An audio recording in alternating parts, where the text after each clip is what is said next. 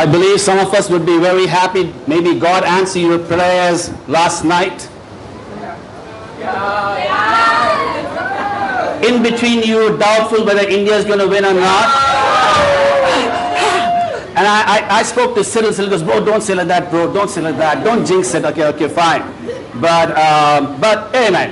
We're not going to talk about cricket. We're going to talk about the Bible today. So, now one of the things that I spoke last week, and I titled it as Watch, is to be able to understand what the Bible actually teaches about the end times or the end days. So ನಿನ್ನೆ ರಾತ್ರಿ ಬಂದು ನಾವೆಲ್ಲರೂ ನಾವು ಪ್ರಾರ್ಥನೆ ಮಾಡಿದ್ದು ದೇವರು ಕೇಳಿದ್ದಾರೆ ಅಂತ ನಂಬ್ತೀನಿ. ಇಂಡಿಯಾ ಬಂದು ವಿನ್ ಮಾಡಿದ್ದು T20 ವರ್ಲ್ಡ್ ಕಪ್ನ. ಸೊ ಇವತ್ತು ಬಂದು ಅದ್ರ ಬಗ್ಗೆ ರಾಜಬ್ರು ಮಾತಾಡಲ್ಲ. ಸೊ ಹೋದ ವಾರ ನಾವು ಬಂದು ಲೈಕ್ ಈ ನೋಡಿರಿ ಅಂತ ಒಂದು ಟೈಟಲ್ ಇಂದ ನಾವು ಬಂದು ನೋಡಿದ್ರಿ. ಸೊ ಅದ್ರ ಬಗ್ಗೆ ಇವತ್ತು ಕೂಡ ನಾವು ನೋಡ್ತೀವಿ. Right. So one of the things to understand is there is a lot of teaching, or even in several churches, about what the Bible talks about the end times or the end days. So ಈ ಕೊನೆಯ ದಿವಸ ಬಗ್ಗೆ ತುಂಬಾ ಸಭೆಗಳು ಬಂದು ಇದ್ರ ಬಗ್ಗೆ ಅವ್ರು ಬಂದು ಹೇಳ್ಕೊಡ್ತಾ ಇದ್ದಾರೆ. The simplest definition would go something like this. Simplest definition. So ಇದನ್ನ ಸುಲಭವಾಗಿ ಹೇಳುವುದು ಹೆಂಗಿರುತ್ತೆ ಅಂದ್ರೆ, so there's going to be a period of tribulation, which means we're going to be the Christians going to be heavily persecuted. So ಅದು ಹೆಂಗಿರುತ್ತೆ ಅಂದ್ರೆ ನಮ್ಗೆ Christian ಆಗಿರುವ ಜನರಿಗೆ ಬಂದು ಅದು ತುಂಬಾ ಕಷ್ಟವಾದ ಒಂದು ದಿವಸವಾಗಿರುತ್ತೆ. And then at that time Jesus will descend visibly, bodily. ಆ ಸಮಯದಲ್ಲಿ ಬಂದು ಯೇಸು ಬಂದು ಅವರು ಬರ್ತಾರೆ. He'll come to earth. ಅವರು ಈ ಭೂಲೋಕಕ್ಕೆ ಬರ್ತಾರೆ. And then he will rule for a 1,000 years. ಅವರು ಬಂದು 1000 ವರ್ಷಕ್ಕೆ ಈ ಜನರನ್ನ ಅವರು ಆಳ್ವಿಕೆ ಮಾಡ್ತಾರೆ. And after 1,000 years he will take those who are with him to him, and then there'll be a rule of Satan. So ಆ 1000 ವರ್ಷ ಆದ್ಮೇಲೆ ಯೇಸು ಬಂದು ಅವ್ರ ಜೊತೆಯಲ್ಲಿರುವ ಜನರನ್ನ ಅವ್ರ ಜೊತೆ ಅವರು ಕರ್ಕೊಂಡು ಹೋಗ್ತಾರೆ. ಅದಾದ್ಮೇಲೆ ಬಂದು ಸೈತಾನನು ಒಂದು 7 ವರ್ಷ ಅವನು ಆಳ್ವಿಕೆ ಮಾಡ್ತಾನೆ. And then again Jesus will come, and then things will be over forever.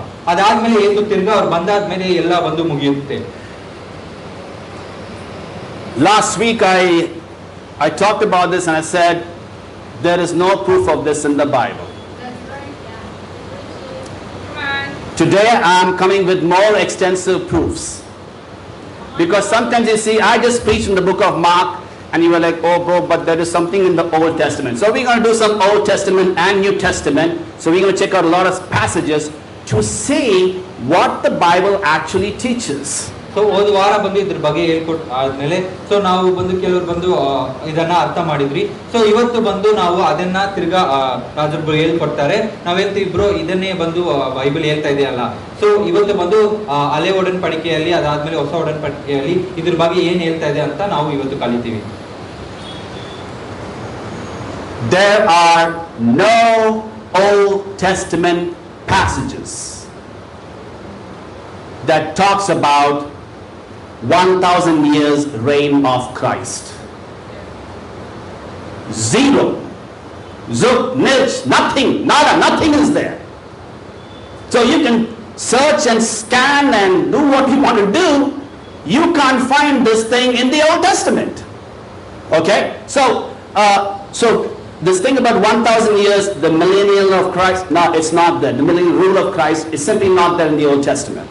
So ಹಳೆ ಒಡன்பಡಿಕೆಯಲ್ಲಿ ಈ ತರ ಯೇಸು ಬಂದು 1000 ವರ್ಷ ಅವ್ರು ಆಳ್ವಿಕೆ ಮಾಡ್ತಾರೆ ಎಂಬ ವಿಷಯ ಬಂದು ಹಳೆ ಒಡன்பಡಿಕೆಯಲ್ಲಿ ಏನು ಆ ತರ ಒಂದು ವಾಕ್ಯ ಇಲ್ಲ. ಸೊ ನಾವ್ ಏನೇ ಅದನ್ನ ನಾವು ಸರ್ಚ್ ಮಾಡಿದ್ರು ಕೂಡ ಆ ರೀತಿಯಲ್ಲಿ ಯಾವುದೇ ವಾಕ್ಯ ಬಂದು ಬೈಬಲ್ ಅಲ್ಲಿ ಇಲ್ಲ. Now some may try to show you something, and let me just tell you they're just out of context. ಕೆಲವರು ಬಂದು ನಿಮ್ಗೆ ಅದನ್ನ ತೋರಿಸಬಹುದು ಈ ತರ ಇದೆ, ಬಟ್ ಆದ್ರೆ ನಿಜವಾಗ್ಲೂ ಅದಕ್ಕೆ ಅರ್ಥ ಅದುವಾಗಿರಲ್ಲ. Let's check out a few passages and get some clarity on what the scriptures actually teach. Turn your Bibles to the book of Isaiah. Now Isaiah was written about in 740 BC. So ಐಸೆಯಾ ಬಂದು ಇದು 740 ಯೇಸು ಮುಂಚೆ ಇರುವ ವರ್ಷದಲ್ಲಿ ಅವರು ಹುಟ್ಟಿದ್ರು. He's writing from Judah, that is the southern part of Israel. ಅವರು ಬಂದು ಯೂದ ದೇಶದಿಂದ ಅಲ್ಲಿಂದ ಅವರು ಬಂದು ಇದನ್ನ ಬರೀತಾ ಇದ್ದಾರೆ. But he prophesied about the Assyrian kingdom coming and attacking the northern part. ಆದ್ರೆ ಅವರು ಈ ಅಸಿರಿಯ ರಾಜ ಬಂದು ಇಸ್ರೇಲ್ ಅನ್ನ ಅವ್ರು ಬಂದು ಯುದ್ಧ ಮಾಡೋದ್ರ ಬಗ್ಗೆ ಅವ್ರು ಬರೆದಿದ್ರು. Let's go to Isaiah chapter 11. We are going to be turning our Bibles a lot today. Okay. Isaiah chapter 11.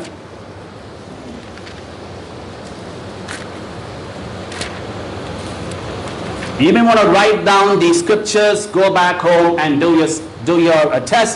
The first one is Isaiah 11 from verses 1 through 9. Write it down.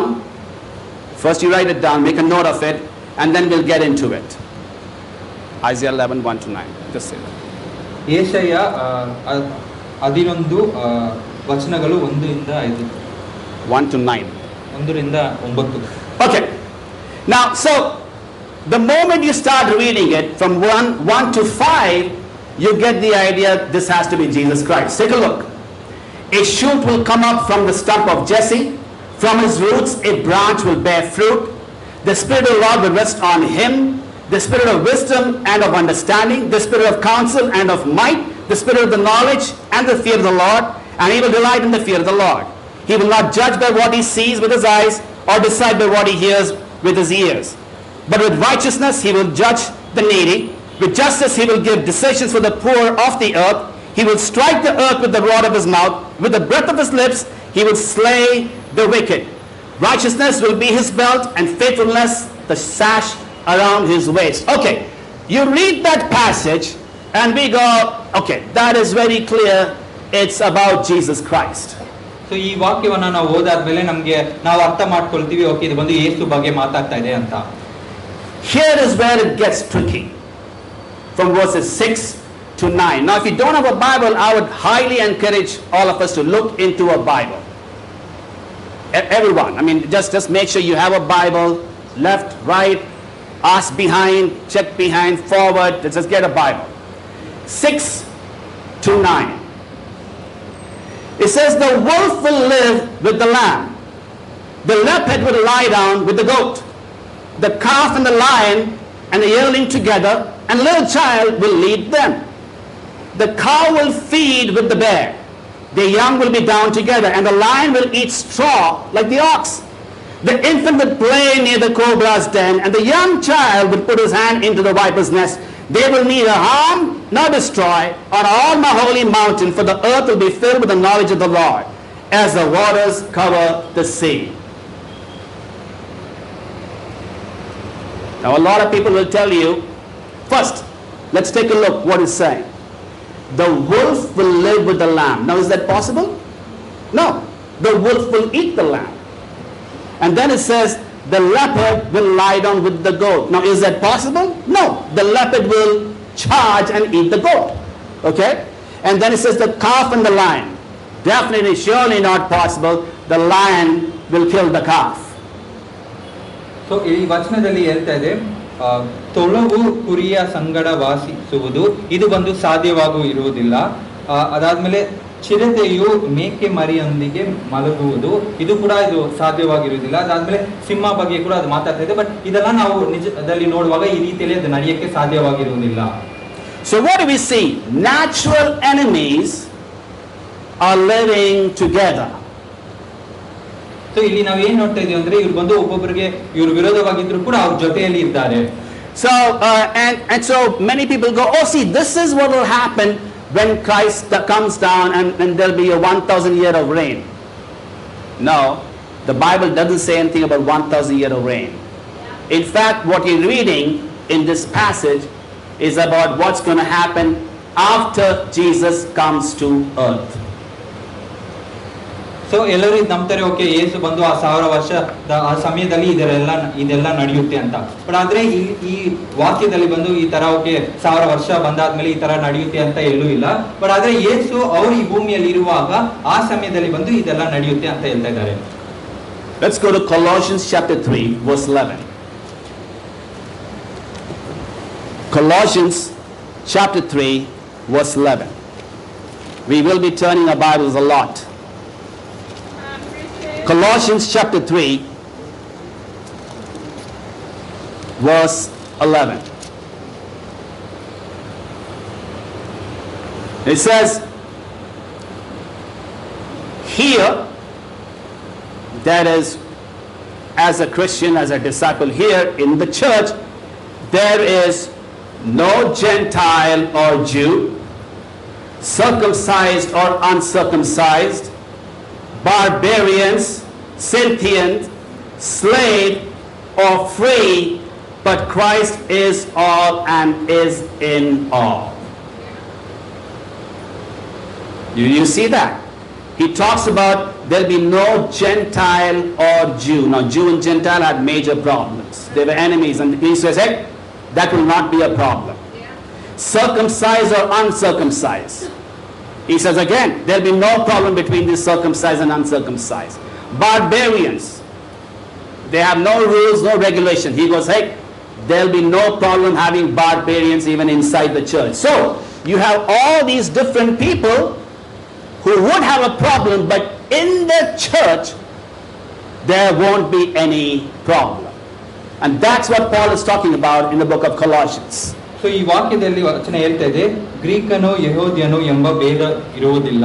ಅದಾದ್ಮೇಲೆ ಸುನ್ನತಿ ಮಾಡಿಸಿಕೊಂಡವರು ಸುನ್ನತಿ ಮಾಡಿಸಿಕೊಳ್ಳದವರು ಎಂಬ ಭೇದ ಭಾವ ಇಲ್ಲ. ಸೊ ಹೊರಗಡೆ ಬಂದು ಈ ರೀತಿಯಲ್ಲಿ ಇವ್ರಿಗೆ ಬಂದು ಒಂದು ಭೇದ ಭಾವ ಇರಬಹುದು, ಬಟ್ ಆದ್ರೆ ಅವ್ರ ಸಭೆಯಲ್ಲಿ ಜೊತೆಗೆ ಇರುವಾಗ ಈ ಯಾವುದೇ ಭೇದ ಭಾವ ಬಂದು ಇರುವುದಿಲ್ಲ. And so what do you see here? You see how the church has got a loving nature, and that's what you see in our church. In our church we have the rich and the poor. We have Hindus, we have Muslims, we have atheists, and we have people from different Christian denominations. We all come together and we go worship God. So ಇಲ್ಲಿ ನೋಡ್ತಾ ಇದ್ರೆ ಇವರು ಬಂದು ಪ್ರೀತಿಯಿಂದಾನೇ ಎಲ್ಲರೂ ಜೊತೆಯಲ್ಲಿ ಇದ್ದಾರೆ. ಅದೇ ರೀತಿಯಲ್ಲಿ ನಮ್ಮ ಸಭೆಯಲ್ಲಿ ಕೂಡ ಎಲ್ಲರೂ ಬಂದು ಯಾವಾಗಲೂ ಪ್ರೀತಿಯಲ್ಲೇ ಇದ್ದಾರೆ. ಶ್ರೀಮಂತನಾಗಿರುವವರು ಆಗಲಿ, ಬಡತನದಲ್ಲಿ ಇರುವವರು ಆಗಲಿ, ಇಲ್ಲ ಮುಸ್ಲಿಮು, ಹಿಂದೂಸು, ಎಲ್ಲರೂ ಬಂದು ಸಭೆಯಲ್ಲಿ ಜೊತೆಯಲ್ಲಿ ಪ್ರೀತಿಯಿಂದಲೇ ಇದ್ದಾರೆ. Okay, let's take another example from the book of Ezekiel. Ezekiel, so to go to the Old Testament again, Ezekiel chapter 36.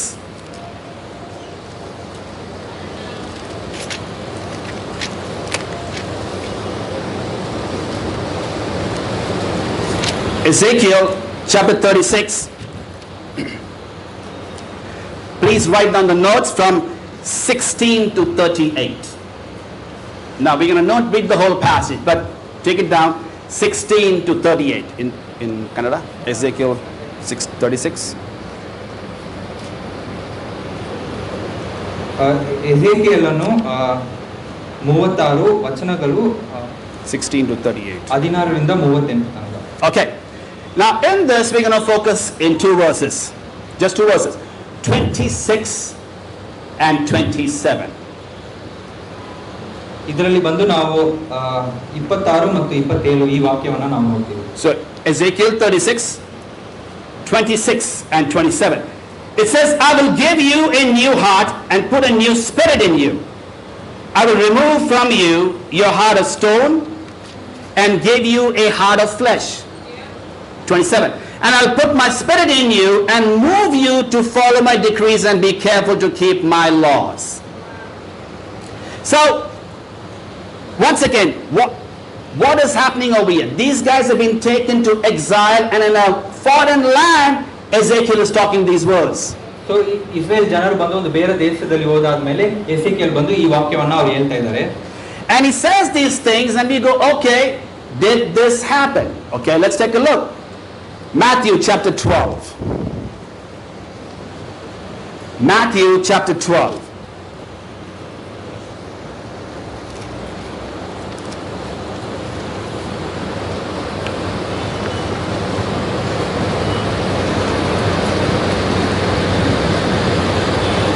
Verse 18.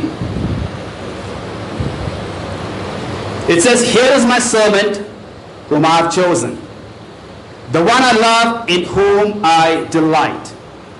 I will put my spirit on him, and he will proclaim justice to the nations. Now, not just Ezekiel, but also Isaiah prophesied the same thing about God is going to put his spirit onto this person. So, who is this person? Well, in this context, Jesus Christ. But this new spirit, did it just stop with Jesus Christ? No. We also got it. Let's turn the Bible to the book of Acts. Acts chapter 2. Yeah. So ಈ ಈ ವಚನ ಬಂದು Ezekiel ಮಾತ್ರ ಅಲ್ಲ, ಐಸಾಯ ಕೂಡ ಇದನ್ನ ಅವ್ರು ಬಂದು ಹೇಳಿದ್ದಾರೆ. ಸೊ ಅವ್ರು ಬಂದು ಈ ಹೊಸ ಆವಿ ಕೊಡುವುದು ಇವ್ರ ಮೇಲೆ ಇರುತ್ತೆ ಅಂತ ಯಾರ ಬಗ್ಗೆ ಅವ್ರು ಹೇಳ್ತಾ ಇದ್ದಾರೆ ಅಂದ್ರೆ ಯೇಸು ಕ್ರಿಸ್ತನ ಬಗ್ಗೆ ಅವ್ರು ಹೇಳ್ತಾ ಇದ್ದಾರೆ. ಈ ಹೊಸ ಆವಿ ಕೊಡುವುದು ಬಂದು ಯೇಸು ಹತ್ರ ಮಾತ್ರ ಅದು ನಿಲ್ದು ಹೋಗುತ್ತಾ ಇಲ್ಲ, ಅದು ಒಂದು ನಮ್ ಜೊತೆಯಲ್ಲಿ ಕೂಡ ದೇವರು ಬಂದು ಕೊಟ್ಟಿದ್ದಾರೆ. Acts chapter 2 verses 17 and 18. Acts 2:17-18, it says, in the last days God says, I will pour out my spirit on all people. Your sons and daughters will prophesy. Your young men will see visions. Your old men will dream dreams. And so, here we find here, in 17 it says, in the last days God says, I will pour out my spirit on all people. So, when you're reading something in the Old Testament, you have to ask the question, did it take place? We found in the New Testament it took place twice. Once it came on Jesus. Second, it came on all people. Are you with me? And again, when you read Ezekiel, you don't find any passage that says there'll be 1,000 years of reigning of. You don't just find it.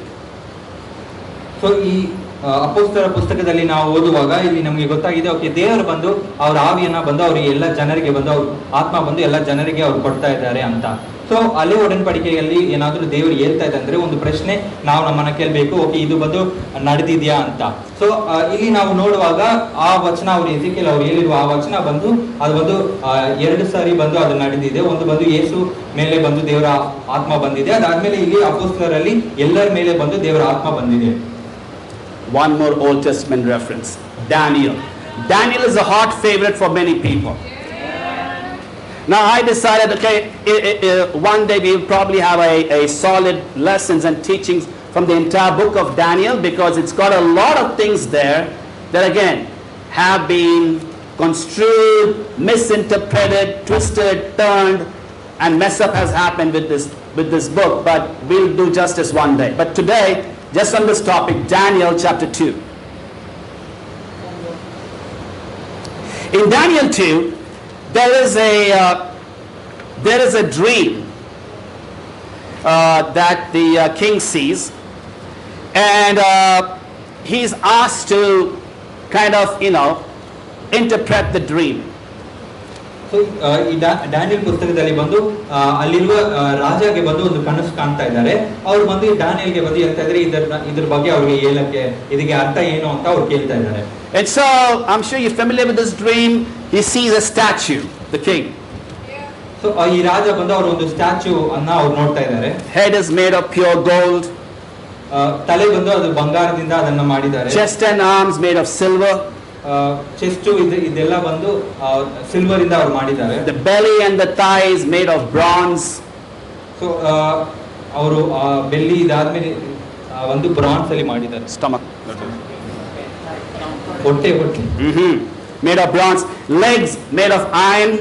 ಕಾಲುಗಳು ಬಂದು iron ಇಂದ ಅವ್ರು ಮಾಡಿದ್ದಾರೆ. And the feet is made of both iron and partly clay. ಅವರು feet ಬಂದು ಅದು iron and clay. Iron ಮತ್ತು ಮಣ್ಣಿಂದ ಮಾಡಿದ್ದಾರೆ. Okay. And so now what is important to us? It says there was a rock that came and smashed that statue.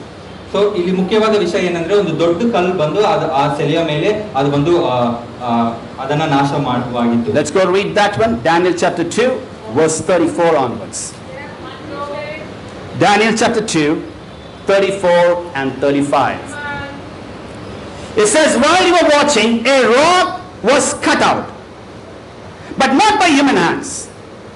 It struck the statue on its feet of iron and clay and smashed them. Then the iron, the clay, the bronze, the silver, and the gold were all broken to pieces and became like chaff on a threshing floor in the summer. The wind swept them away without leaving a trace. But the rock that struck the statue became a huge mountain and filled the whole earth. This was the dream the king saw. That a rock came and then smashed what? Iron and clay, that part. Smashed it. And then it says everything that the gold, the silver, the bronze, everything was swept away. No trace was left behind. Remember, the statue, the head of gold, was the Babylonian kingdom. So ಈ ವಚನದಲ್ಲಿ ಏನು ನಡೀತಾ ಇದೆ ಅಂದರೆ, so ಒಂದು ದೊಡ್ಡ ಕಲ್ಲು ಬಂದು, ಒಂದು ಬಂಡೆಯ ಕಲ್ಲು ಬಂದು ಆ ಸೆಲೆಯ ಮೇಲೆ ಬಂದು ಅದನ್ನ ನಾಶ ಮಾಡಿತ್ತು. ಆವಾಗ ಏನು ನಡೀತಿದೆ ಅಂದರೆ, ಆಗ ಕಬ್ಬಿನ ಮಣ್ಣು, ದಾಮಬ್ರೆ ಬೆಳ್ಳಿ, ಬಂಗಾರಗಳು ಇವೆಲ್ಲವೂ ಬಂದು ಪುಡಿ ಪುಡಿಯಾಗಿ ಹೋಯಿತು. ಸೊ ಇದು ಯಾವ್ದು ಬಗ್ಗೆ ಇವ್ರು ಮಾತಾಡ್ತಾ ಇದ್ದಾರೆ ಅಂದ್ರೆ, ಆ ತಲೆ ಬಂದು ಆ ಬಾಬಿಲೋನಿಯನ್ ರಾಜ್ಯದ ಬಗ್ಗೆ ಅವ್ರು ಮಾತಾಡ್ತಾ ಇದ್ದಾರೆ. The Babylonian kingdom was in power. Daniel is in the Babylonian kingdom. And Daniel is telling the king, sir, ninga Kali. Now you can imagine, Daniel போய் சொல்றாரு, சார் உங்க டைம் ரொம்ப சீக்கிரம் வரப்போகுது, நீங்க இடத்த காலி பண்றீங்க இல்லையோ, கடவுள் உங்க இடத்த காலி பண்ண போறாங்க. So Danielக்கு நிறைய guts இருந்தது போய் பேசுறது.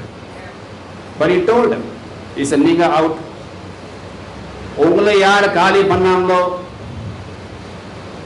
Persian kingdom சில்வர் அதுவும் திரும்ப அந்த சில்வருக்கு திரும்ப கிளீன் பண்றதுக்கு பிரான்ஸ்னு வந்துச்சு. கிரீக் கிங்டம் அதுவும், அதுக்கு திரும்ப கீழே ரோமன் கிங்டம் இருக்குது, அதுவும். ஒரு புது கிங்டம் வரப்போது, மனுஷன் கிட்ட இருந்து கிடையாது. அப்பனா அவங்களே கணக்கு போடணும், மனுஷன் கிட்ட இல்லைன்னா கடவுள் கிட்ட இருந்து. அது ஆரம்பிக்க போது, அது ஆரம்பிச்சிச்சு, எல்லாமே அவுட், தூசி கூட பார்க்க முடியாது. This is what Daniel said. நம்ம யோசித்து பார்க்கலாம். பாபிலோனியன் கிங்டம் எங்க இருக்குது? இப்போ கிடையாது. பாபிலோனை மசாலா பண்ணி முடிச்சுக்கிறது யாரு? Persian kingdom. எங்க இருக்குது? அதுவும் கிடையாது. Persian kingdom மசாலா பண்றது யாரு? கிரீக். அந்த கிங்டம் எங்க? அதுவும் கிடையாது. கிரீக்க மசாலா இருக்கிறது யாரு? Roman kingdom. அது எங்க? அதுவுமே கிடையாது. ரோமன் கிங்டம் ஃபுல்லா வைப் அவுட் பண்றது யாரு? கடவுளோட கிங்டம். பேரு சர்ச். இருக்குதா? இருக்குது. 2000 வருஷம் முடிஞ்சு போச்சு. கிரீக் காணோம், பர்ஷியா காணோம், பாபிலோனியன் கிங்டம் காணோம், ரோமன்ஸ் காணோம், ஆனா கிறிஸ்டியன்ஸ் இப்ப கூட இருக்கிறாங்க. That is the meaning of the thing. And so Daniel is saying, in the kingdom, இந்த பெரிய கல்லு வந்து அது எப்பவுமே இருக்கும். நம்ம மக்கள் என்ன மசாலா போடுறாங்க? இல்ல இல்ல, ஒரு 1000 வருஷத்துக்கு திரும்ப போயிடும், வரும் போகும், வரும் போகும். இல்ல சார், வரும் போகும் கிடையாது, அது வரும், இருக்கும், இருந்துட்டே இருக்கும். This is what the Old Testament teaches. It doesn't teach anything else. There is no hiatus, there is no break of 1000 years, tribulation, this, that. You find nothing of this thing in the Old Testament.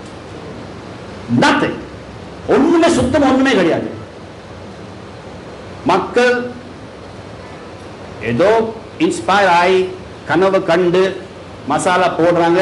நம்ம தப்பு நம்ம Bible படிக்கிறது இல்லை. அதனால நமக்கு புரிய முடியுது, நம்மளுக்கு இருக்கும் இருக்கும், பைபிள் சுத்தமா இல்லை. 1000 வருஷத்துக்கு ஏதோ நடக்க போகுது, அது பிறகு டைட் ஆயிரும், கொஞ்சம் லூஸ் ஆயிரும், இயேசு வருவாரு போவாரு, திரும்பியும் வருவாரு, ரிட்டர்ன் ஏதோ ரிட்டர்ன் டிக்கெட், ஃபிளைட் டிக்கெட் மேலே கீழே போயிட மாதிரி ஒண்ணுமே கிடையாது சார். இப்ப நம்ம கேள்வி என்னன்னா, அப்ப பைபிள் என்ன சொல்லி கொடுக்குது? பழைய ஏற்பாடுல ஒண்ணுமே கிடையாது, வர்றது போறதுலாம் வெறும் ஒரே ஒரு விஷயம் தான் இருந்துச்சு பழைய ஏற்பாடுல.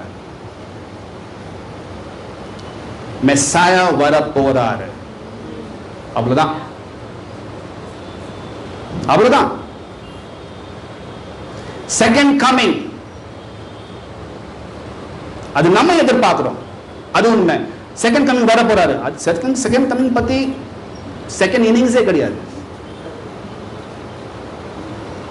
ஃபர்ஸ்ட் கமிங்கே ஆகலையே, அதுக்கு என்ன செகண்ட் கமிங்? மக்கள் என்ன வெயிட் பண்ணிருந்தாங்க பழைய ஏற்பாடுல? அவரோட ஃபர்ஸ்ட் கமிங். அவர் வர போறாரு. அந்த பெரிய கல் தான் கடவுள், பெரிய கல் தான் ஜீசஸ் வந்து ஸ்டார்ட் பண்ண போறாரு. வந்தாரா இல்லையா? 2000 வருஷம் முன்னால வந்தாரு. ஸ்டார்ட் பண்ணாரா இல்லையா? ஸ்டார்ட் பண்ணாரு. நம்ம இங்க இருக்கிறோமே, இப்ப ஓடித்தான் இருக்குது. That is what the Bible teaches in the Old Testament. Now, all right, so now we will check out some New Testament passages and let's see if we have understood it correctly. So ಈ ಸಮಯದಲ್ಲಿ ನಾವು ಈ ಹೊಸ ಒಡಂಬಡಿಕೆಯಲ್ಲಿ ನಾವು ನೋಡ್ತೀವಿ ಇದ್ರ ಬಗ್ಗೆ ಏನ್ ಹೇಳ್ತಾ ಇದೆ ಅಂತ. Okay, now let's go look at Mark chapter 13. Mark chapter 13.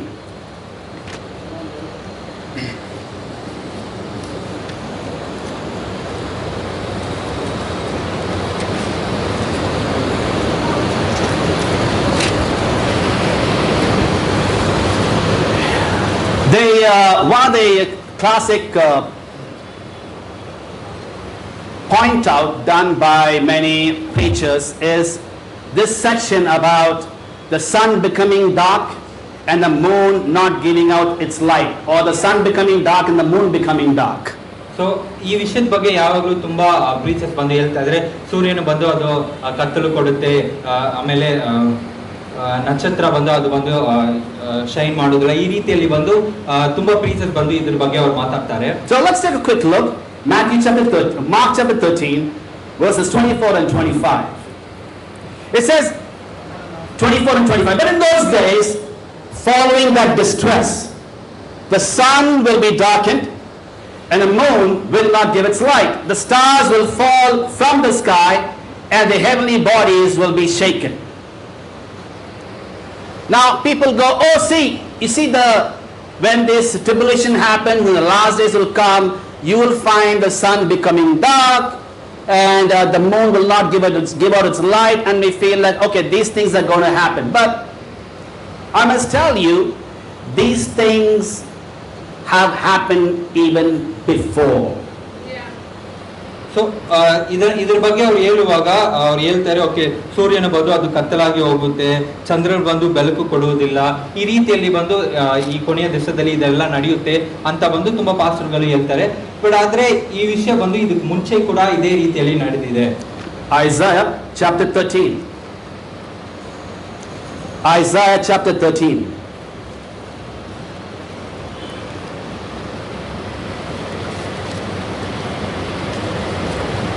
Verse 10. Isaiah 13 verse 10 says, the stars of heaven and their constellations will not show their light. The rising sun will be darkened and the moon will not give its light. There you go. So now the question is, what does it mean when the Bible says sun will become dark and moon will not show its light? What does it mean? It means God is going to come and bring about his judgment. So in the book of Isaiah, the sun becoming dark and moon becoming dark, judgment on Babylon.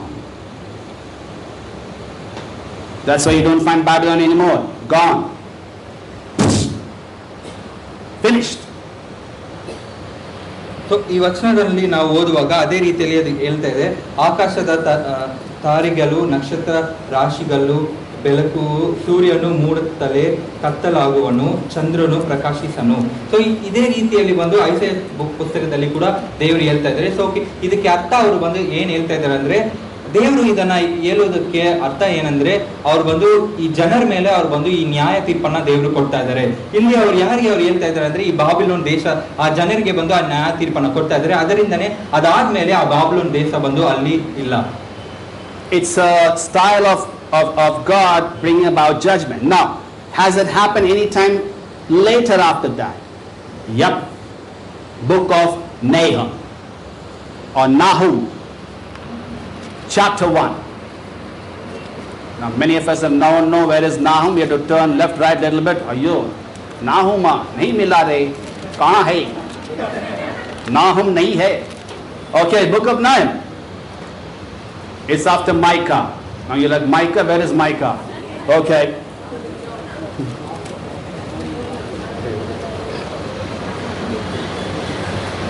Nahum chapter 1, look into verses 3 to 6.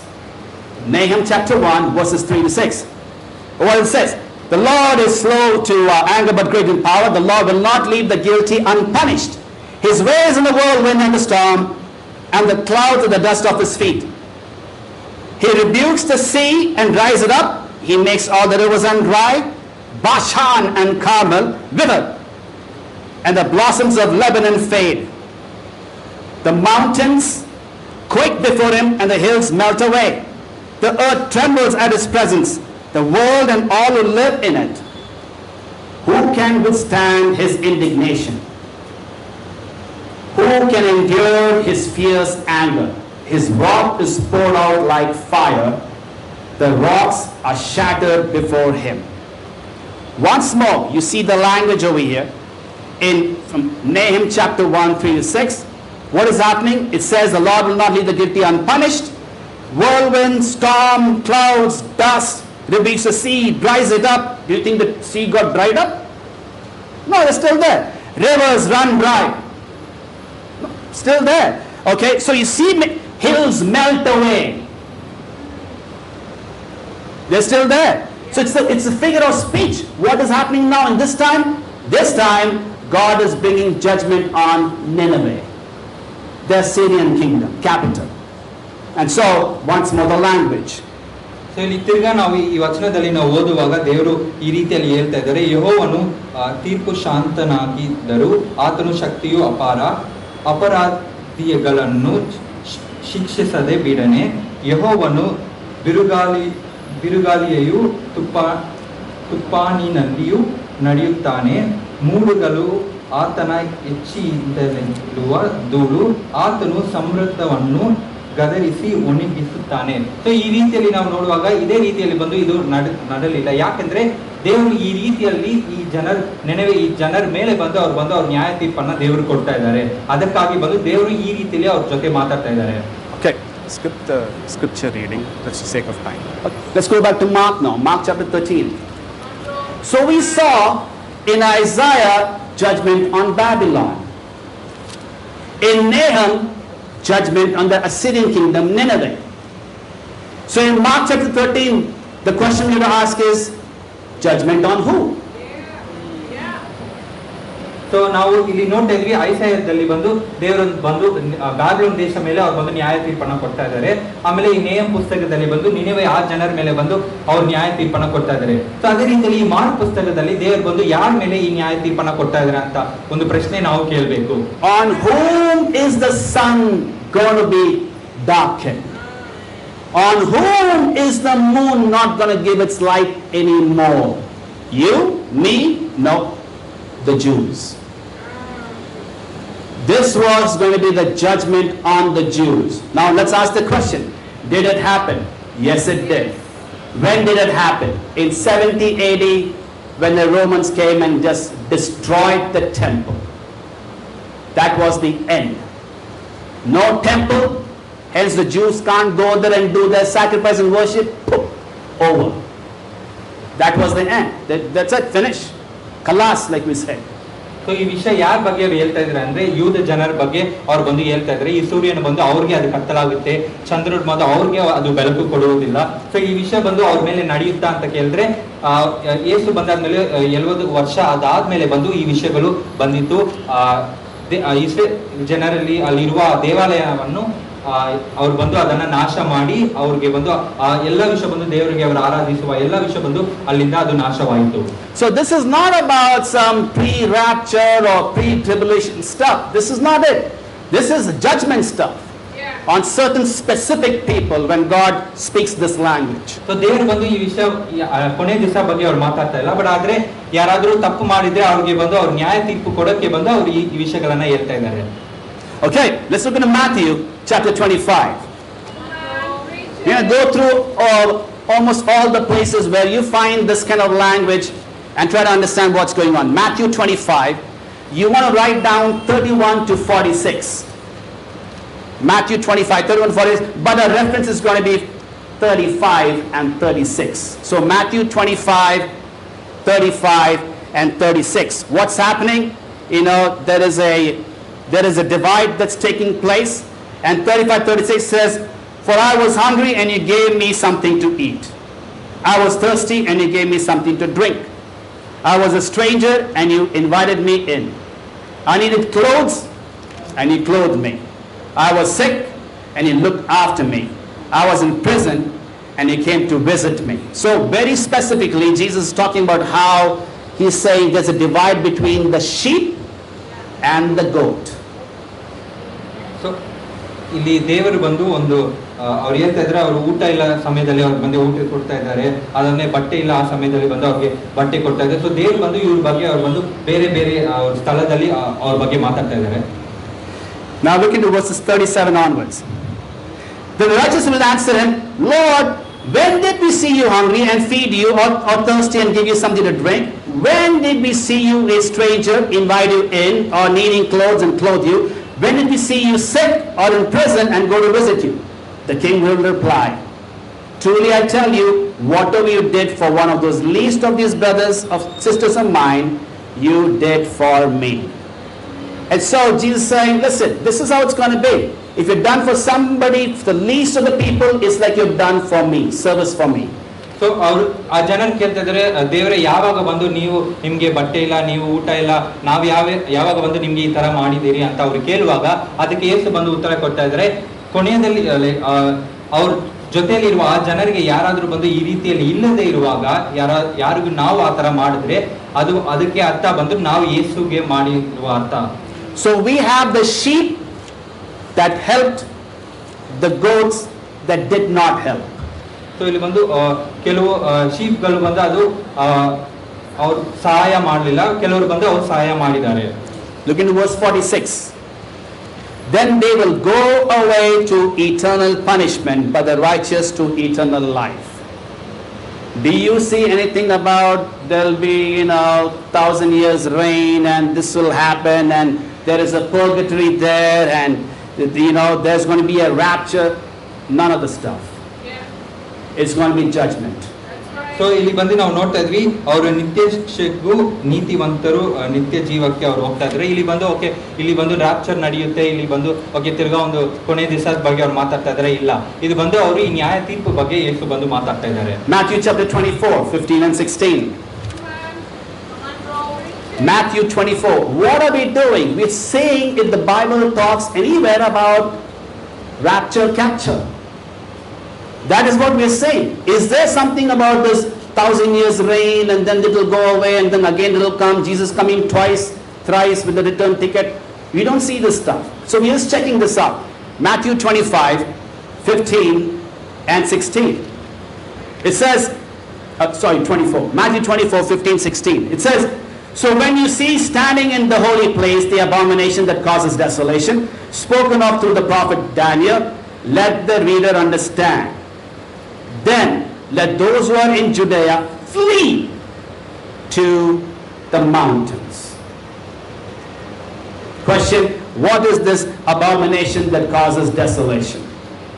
So ಇಲ್ಲಿ ಬಂದು ಅವರ ಅಸಹಾಯ ವಸ್ತುವು ಆಮೇಲೆ ನಿರ್ಜೀನ ಬಗ್ಗೆ ಅವ್ರು ಬಂದು ಮಾತಾಡ್ತಾ ಇದ್ದಾರೆ. ಇದಕ್ಕೆ ಅರ್ಥ ಏನಾಗಿದೆ? It is the destruction of the temple of God. When did that happen? 70 AD. 40 years after Jesus resurrected. So ಇದ್ರ ಬಗ್ಗೆ ಅವ್ರು ಏನ್ ಹೇಳ್ತಾ ಇದ್ದಾರೆ ಅಂದ್ರೆ ಇಸ್ರೇಲ್ ಅಲ್ಲಿರುವ ದೇವರ ಆಲಯ ಮೇಲೆ ನಡೆದಿರುವ ಆ ನಾಶ ಬಗ್ಗೆ ಅವ್ರು ಮಾತಾಡ್ತಾ ಇದ್ದಾರೆ. ಇದು ಬಂದು ಯಾವಾಗ ನಡೆದಿದೆ ಅಂದ್ರೆ ಯೇಸು ಅವರು ಮರಿತಾದ್ಮೇಲೆ 40 ವರ್ಷದಾದ್ಮೇಲೆ ಈ ವಿಷಯಗಳು ನಡೆದಿದ್ದು. Now here's the sad part. There are many who are investing in Israel. So ಒಂದು ದುಃಖವಾದ ವಿಷಯ ಏನಂದ್ರೆ ತುಂಬಾ ಜನರು ಬಂದು ಇಸ್ರೇಲ್ ಮೇಲೆ ಅವ್ರು ಬಂದು ಹಣವನ್ನ ಇಡ್ತಾ ಇದ್ದಾರೆ. What are they investing in? Building the temple of Israel.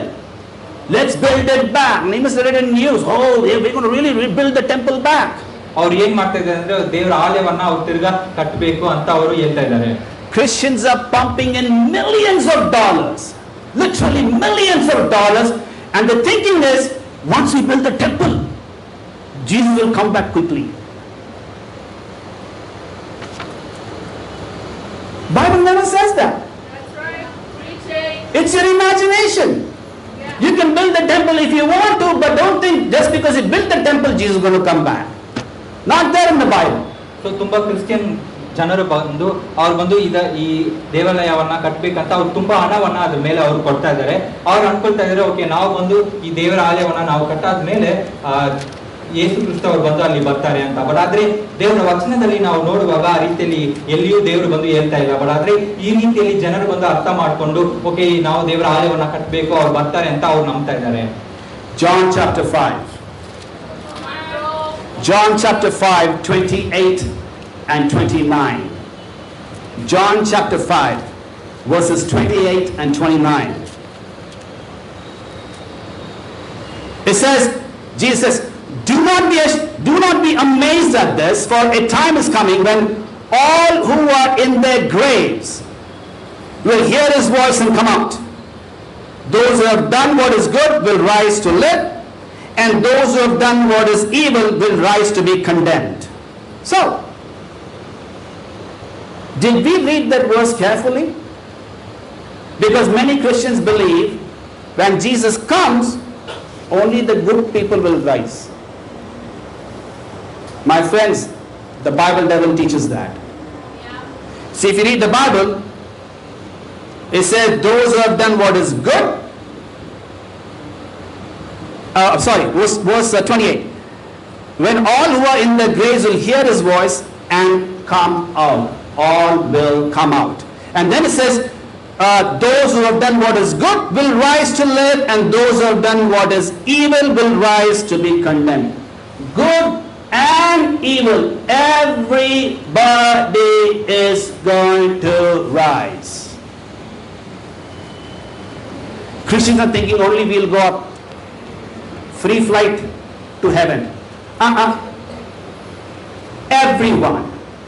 Everyone is going to be lifted up, and then there's going to be judgment. End of the story.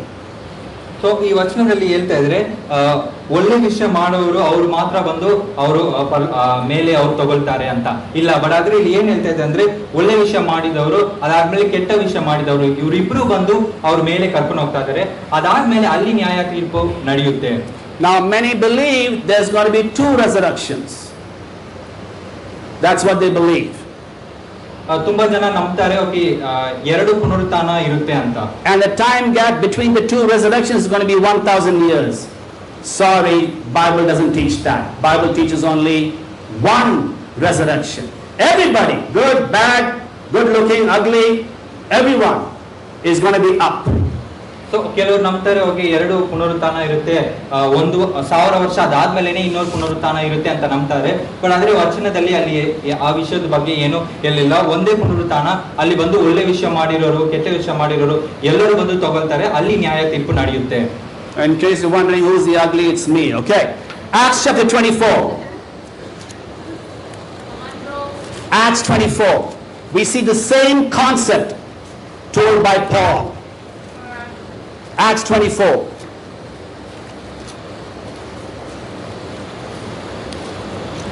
Does say Acts 24? ಅಪೊಸ್ತಲರಿಗೆ ಬರೆದಿರುವ ಪುಸ್ತಕ chapter 24. In verse 15.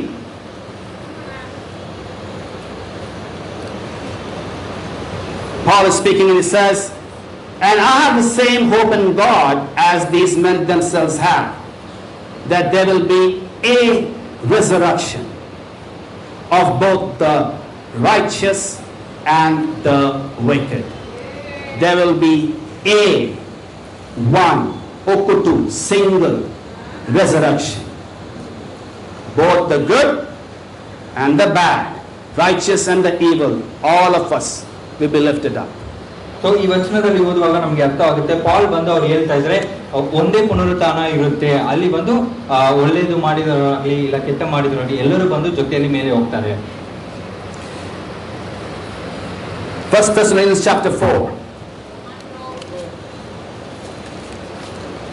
1 Thessalonians chapter 4. Please write this down. From verse 13 all the way through chapter 5 verse 11. Get those scriptures down. 1 Thessalonians chapter 4, 13. You start from there and you go through chapter 5 verse 11. Put that down, keep it as reference. See that?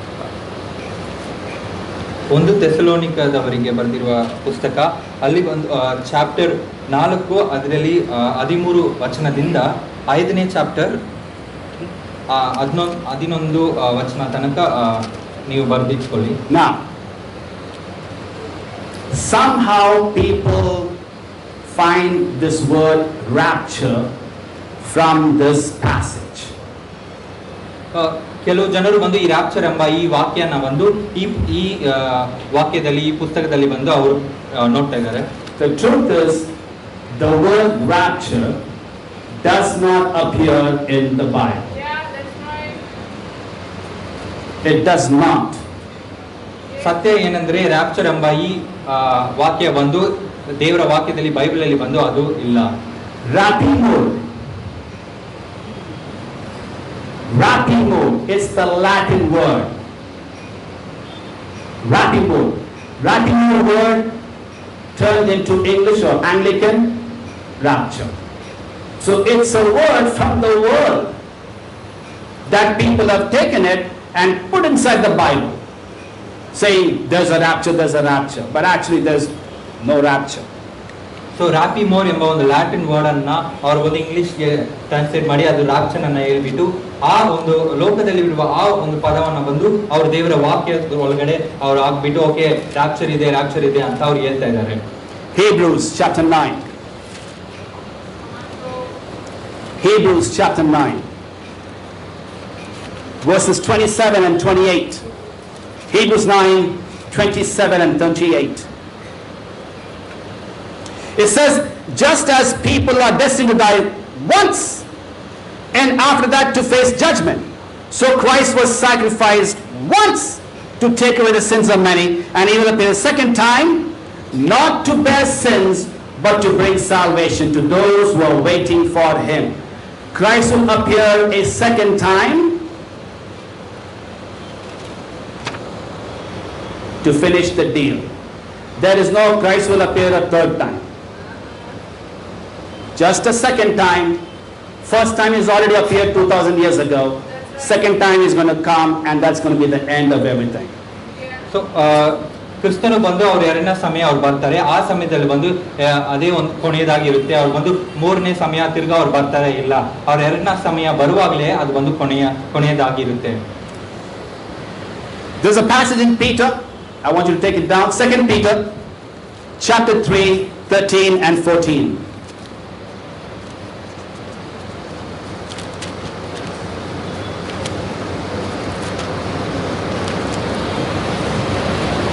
Second Peter chapter 3. Isn't it amazing? We're just going through the Bible book by book to almost see where this is found, so we can make a note of it and understand. 2 Peter chapter 3 verses 13 and 14. Take a look. It says, but in keeping with this promise, we are looking forward to a new heaven and a new earth where righteousness dwells. So then, dear friends, since you're looking forward to this, make every effort to be found spotless, blameless, and at peace with him. So what do you find over here? Peter is saying, hey listen, we're looking forward to a new heaven and a new earth. So ಇಲ್ಲಿ ದೇವರ ವಚನ ಹೇಳ್ತಾ ಇದೆ, ಅವ್ರು ಬಂದು ಇಲ್ಲಿ ನೂತನ ಕಾಶ ಮಂಡಲವನ್ನು, ಅದಾದ್ಮೇಲೆ ನೂತನ ಭೂಮಂಡಲವನ್ನು ಅವರು ಎದುರು ನೋಡ್ತಾ ಇದ್ದಾರೆ ಅಂತ. So when Jesus comes, there's going to be a cosmic renewal of earth, renewal of heaven. So Yesu ಬರುವಾಗ ಅಲ್ಲಿ ಬಂದು ಒಂದು ಹೊಸದಾಗಿ ಒಂದು ಭೂಮಿ ಇರುತ್ತೆ, ಹೊಸದಾಗಿ ಪರಲೋಕ ಅದು ಉಂಟಾಗುತ್ತೆ. And once again the Bible does not teach he's going to come twice. So ಇಲ್ಲಿ ಬಂದು ತಿರ್ಗಾ ಬೈಬಲ್ ಹೇಳ್ತಾ ಇಲ್ಲ, ಓಕೆ ಅವ್ರು ಬಂದು ತಿರ್ಗಾ ಒಂದು ಎರಡನೇ ಸಮಯ ಅವ್ರು ಬರ್ತಾರೆ ಅಂತ. It says make every effort to be found spotless, blameless and at peace with him. So ಅದಕ್ಕೆ ಅವ್ರು ಹೇಳ್ತಾ ಇದ್ರೆ ನಾವು ಬಂದು ಪ್ರಯಾಸ ಪಡಬೇಕು, ನಾವು ಬಂದು ಏನೇ ಒಂದು ಪಾಪ ಮಾಡದೇ ಇದ್ರೆ ನಾವು ನಮ್ಮ ಜೀವನ ಮಾಡಕ್ಕೆ. So I want to pause over here and talk a little bit. Are you spotless? Are you blameless? Are you at peace with God? So ನೀವು ಬಂದು ಓಕೆ ಏನೇ ತಪ್ಪು ಮಾಡದೇ ಇದ್ರೆ, ಇಲ್ಲ ನೀವು ಬಂದು ಒಂದು ದೇವರ ಜೊತೆ ಒಂದು ಸಮಾಧಾನದಲ್ಲಿ ಇದ್ದೀರಾ, ಬೇರೆಯವ್ರು ಬಂದು ಓಕೆ ನೀವು ಈ ರೀತಿಯಲ್ಲಿ ಇದ್ದೀರಿ ಅಂತ ಹೇಳ್ದೇ ಇದ್ರೆ ನಿಮ್ಮ ಜೀವನವನ್ನು ಆ ರೀತಿಯಲ್ಲಿ ನೀವು ನಡೆಸ್ತಾ ಇದ್ದೀರಾ. You see, if you're repeatedly sinning, you lie, you have no problem, you're just lying away and you feel like it's just, I just said a small lie, something here, something there. You just lie freely without any guilt, without even remorse. If that's your case, you probably won't be with God. That's right. So ನಾವು ಬಂದು ನಮ್ಮ ಪಾಪವನ್ನ ತಿರ್ಗಾ ನಾವು ಮಾಡ್ತಾನೆ ಇದ್ರೆ, ನಾವು ಬಂದು ಸುಳ್ಳು ಮೇಲೆ ನಾವು ಬಂದು ತಿರ್ಗಾ ಆ ರೀತಿಯಲ್ಲಿ ನಾವು ಜೀವನ ಮಾಡ್ತಾ ಇದ್ರೆ ನಾವು ಬಂದು ದೇವರ ಜೊತೆ ಇರುವುದಕ್ಕೆ ಸಾಧ್ಯವಾಗಿರುವುದಿಲ್ಲ. Some of us are into internet pornography. And you feel, oh, it's natural, it just comes, it's in my phone. And you're stuck to it, and you're addicted to it, and you can't get out of it. ಕೆಲವರು ಬಂದು ಈ ವಿಭಚಾರ ಪಾಪದೊಳಗಡೆ ನಾವು ಇರ್ತೀವಿ. So ನಾವು okay ಇದು ಬಂದು ಖಂಡಿತವಾಗಿ ಇರುತ್ತೆ, ಇದರೊಳಗಡೆ ನಾವು ಬಂದು ಒಂದು ಅಡಿಕ್ಟ್ ಆಗಿ ನಾವು ಅದಕ್ಕೆ ಆಗ್ಬಿಟ್ಟಿದ್ದೀವಿ. Some was into masturbation. Not spotless, not blameless. Masturbation. It's hard. You feel, brother, you're talking private.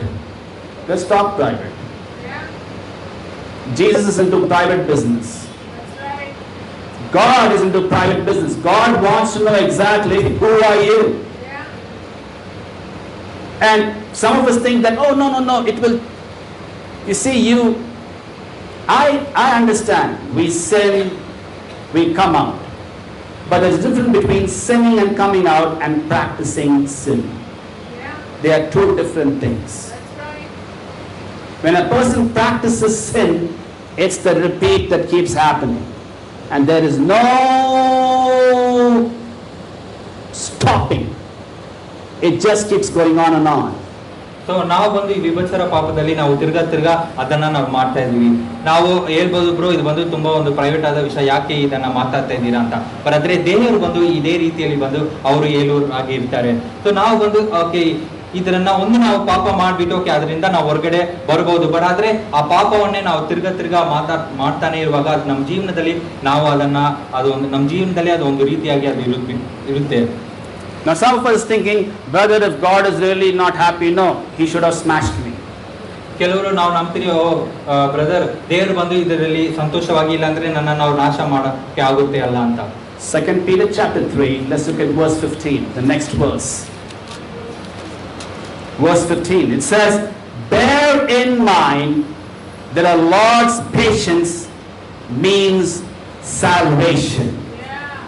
Just as our dear brother Paul also wrote you with the wisdom that God gave him. Why have you not been made into a rolled chapati or a MG rolled pizza? Why? Why are you still alive, walking, talking, you can see things? The Bible says God is patient.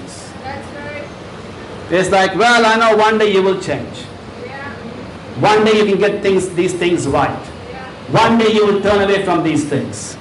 So ನಾವು ಅನ್ಕೊಳ್ಬೋದು okay ಯಾಕೆ ಬಂದು ದೇವ್ರು ನಮ್ಮನ್ನ ನಾಶ ಮಾಡ್ತಾ ಇಲ್ಲ ಅಂದ್ರೆ, ಯಾಕೆಂದ್ರೆ ದೇವರು ಬಂದು ಅವರು ದೀರ್ಘ ಶಾಂತಿಯಾಗಿದ್ದಾರೆ. ಸೊ ಅವ್ರು ಬಂದು ನಮ್ಮ ಮೇಲೆ ಆ ನಂಬಿಕೆ ಇಡ್ತಾ ಇದ್ದಾರೆ, ಓಕೆ ನಾವು ಖಂಡಿತವಾಗಿ ಒಂದು ದಿವಸ ನಾವು ಇದರಿಂದ ಹೊರಗಡೆ ಬರ್ತೀವಿ ಅಂತ. ಅದಕ್ಕಾಗಿ ದೇವರು ಬಂದು ನಮ್ಮ ಮೇಲೆ ಆ ನಂಬಿಕೆಯಿಂದ ಅವರು ನೋಡ್ತಾ ಇದ್ದಾರೆ. Going back to a passage, to a topic, where did this 1000 years come from? All-time favorite book, Revelation. Revelation. I know, it has to be somewhere. Yes. Let's go to Revelation chapter 20. ಪ್ರಕಟಣೆ chapter 20. Revelation chapter 20. And the passage is going to be chapter 21, verses 1 through 10. You want to make a note of it? ಪ್ರಕಟಣೆ chapter 20 ವಚನಗಳು 1 ರಿಂದ 10 ತನಕ. But in that we're going to read 6, 7, 8, 9, 10. Take a look. It says, blessed and holy are those who share in the first resurrection. The second death has no power over them, but they will be priests of God and of Christ, who will reign with him for 1,000 years. Brother, see, I told you, 1,000 years here. Anyway, let's continue reading. Verse 7. When the 1,000 years are over, brother, one more time, 1,000 years, Satan will be released from his prison and will go out to deceive the nations in the four corners of the earth, Gog and Magog, and go gather them for battle. In number, they are like the sand on the seashore. They march across the breadth of the earth and surround the camp of God's people, the city he loves. But fire came down from heaven and devoured them. Verse 10. And the devil who deceived them was thrown into the lake of burning sulfur, where the beast and the false prophet had been thrown. And they will be tormented day and night forever and ever. Brother, 1,000 years. You're saying not there. It is there. See? So ಈ ವಚನದಲ್ಲಿ ಬಂದು ಈ 1000 ವರ್ಷ ಬಗ್ಗೆ ಬಂದು ಮಾತಾಡ್ತಾ ಇದ್ದಾರೆ. Before we jump into Revelation 20, I must just give you a little warning. There are 19 chapters ahead of this. Have we understood them correctly? That's where the problem is. I teach the book of Revelation, and let me tell you, chapter 1, verse 1. Don't have to turn there. Chapter 1, verse 1, just one verse. Just even before I start talking about it, I have to give an introduction almost for about 60 to 70 minutes. 1 hour of background information is needed before we touch or dwell into Revelation. Number 2, Revelation, you want to understand Revelation correctly, you must be master of the Old Testament. And so there are numbers in Revelation. I mean, you understand that. I'll give you a little bit of heads up on what is it. The number 1. Oh, sorry. Go ahead. A little bit. So ಈ ಪ್ರಕಟಣೆ 20 ಈ ಚಾಪ್ಟರ್ಗೆ ಹೋಗೋ ಮುಂಚೆ 19 ಚಾಪ್ಟರ್ಗಳಿವೆ. So ಇದ್ರ ಮೊದಲನೇ chapter ಅಲ್ಲಿ ಮೊದಲನೇ ವಚನ ಹೇಳಕ್ಕೆ ಮುಂಚೆ ರಾಜಬ್ರು ಬಂದು ಒಂದು 60-70 ನಿಮಿಷಗಳು ಬಂದು ಅವರು ಬಂದು ಅದ್ರ ಬಗ್ಗೆ ಅವ್ರು ಹೇಳೋರಾಗಿರ್ಬೇಕು. ಯಾಕೆಂದ್ರೆ ನಾವು ಇದನ್ನ ಸರಿಯಾಗಿ ಅರ್ಥ ಮಾಡ್ಬೇಕು ಅಂದ್ರೆ ನಮಗೆ ಬಂದ್ರೆ ಹಳೆ ಒಡன்பಡಿಕೆ ಚೆನ್ನಾಗಿ ನಮ್ಗೆ ಗೊತ್ತಾಗಿರ್ಬೇಕು. ಆವಾಗಲೇ ಬಂದು ನಮ್ಗೆ ಈ ಪುಸ್ತಕವನ್ನ ಅರ್ಥ ಮಾಡಕ್ಕೆ ಅದು ಸುಲಭವಾಗಿರುತ್ತೆ. Number 1, you come across 1 in the book of Revelation. It stands for God. Incorrect. It does not stand for God. It stands for unity. So ಈ ಪುಸ್ತಕದಲ್ಲಿ ಬಂದು ನಂಬರ್ಗಳು ಇರುತ್ತೆ. ಅದರಲ್ಲಿ ಮೊದಲನೇ ಬಂದು ನಾವು ಅನ್ಕೊಳ್ತೀವಿ ಅದು ಬಂದು ದೇವರ ಬಗ್ಗೆ ಮಾತಾಡ್ತಾ ಇದ್ದಾರೆ, ಇಲ್ಲ ಅದು ಬಂದು ಜೊತೆಯಲ್ಲಿ ಇರುವುದು ಅದ್ರ ಬಗ್ಗೆ ಅದು ಮಾತಾಡ್ತಾ ಇದೆ. Number 2, you come across 2. 2 stands for strengthening. Strength. So ಎರಡನೇ ಆ ನಂಬರ್ ಬಗ್ಗೆ ಅದು ಏನ್ ಮಾತಾಡ್ತಾ ಇದ್ದಾರೆ ಅಂದ್ರೆ ಅದು ಬೆಲ ಕೊಡಕ್ಕೆ ಅದ್ರ ಬಗ್ಗೆ ಮಾತಾಡ್ತಾ ಇದ್ದಾರೆ. You come across 3. 3 stands for the Godhead, Father, Son, Holy Spirit. 3 stands for God, not 1. So ಮೂರು ಈ ನಂಬರ್ ಬಂದು ಯಾವ್ದ್ರ ಬಗ್ಗೆ ಮಾತಾಡ್ತಾ ಇದ್ದಾರೆ, ದೇವರು ಅವ್ರ ಮಗ ಅದಾದ್ಮೇಲೆ ಪವಿತ್ರ ಆತ್ಮದ ಬಗ್ಗೆ ಅದು ಮಾತಾಡ್ತಾ ಇದೆ. Number 4 stands for the 4 corners of the cosmos. east, west, north, south. So 4 stands for the 4 corners of the earth or from all directions. So ಈ ನಂಬರ್ ಯಾವ್ದ್ರ ಬಗ್ಗೆ ಅದು ಮಾತಾಡ್ತಾ ಇದ್ರೆ ಈಸ್ಟ್ ವೆಸ್ಟ್ ನಾರ್ತ್ ಸೌತ್ ಇದ್ರ ಬಗ್ಗೆ ಅದು ಮಾತಾಡ್ತಾ ಇದೆ. Number 6, let's hold it. Let's go to number 7. Number 7 stands for perfection. Remember, 3 for God, 4 for the entire universe. God runs the entire universe perfectly. Number 7 stands for perfection. So ಈ number ಬಂದು ಸಂಪೂರ್ಣ ಅದ್ರ ಬಗ್ಗೆ ಅದು ಮಾತಾಡ್ತಾ ಇದೆ. 3 ಬಂದು ಅದು ದೇವರ ಬಗ್ಗೆ ಮಾತಾಡ್ತಾ ಇದೆ. 4 ಬಂದು ಅದು ಇದು ನಾರ್ತ್ ಈಸ್ಟ್ ಈ ಪ್ರಪಂಚ ಬಗ್ಗೆ ಮಾತಾಡ್ತಾ ಇದೆ. ಸೊ ಏನ್ ಬಂದು ಈ ಸಂಪೂರ್ಣ ಅದಕ್ಕೆ ಅದು ಅರ್ಥವಾಗಿದೆ. Now let's touch number 6. If 7 is perfection, 6 imperfect, nearly perfect, almost 7. Hence the number of the beast. 6, 6, 6. Almost good. That's Satan. So it's not like somebody has 666 on their head or in the back. Movies show us Omen, Wuju, how should you 666? It's a human number, the Bible says. So that's what 666 says. Right? Now, all of these, as I told you, can be established from the Bible. So I don't want to speak more. So like number 12. 12 stands for organized religion. 12 apostles. 12 minor prophets. Okay, so it's organized religion. 12 tribes of Israel. Okay, 3.5 problems, persecution, troublesome. That is 3.5. So each of these numbers, there is a meaning. So now you go, what is 1,000? 1,000 is 10 into 10 into 10. Now you go, what is 10?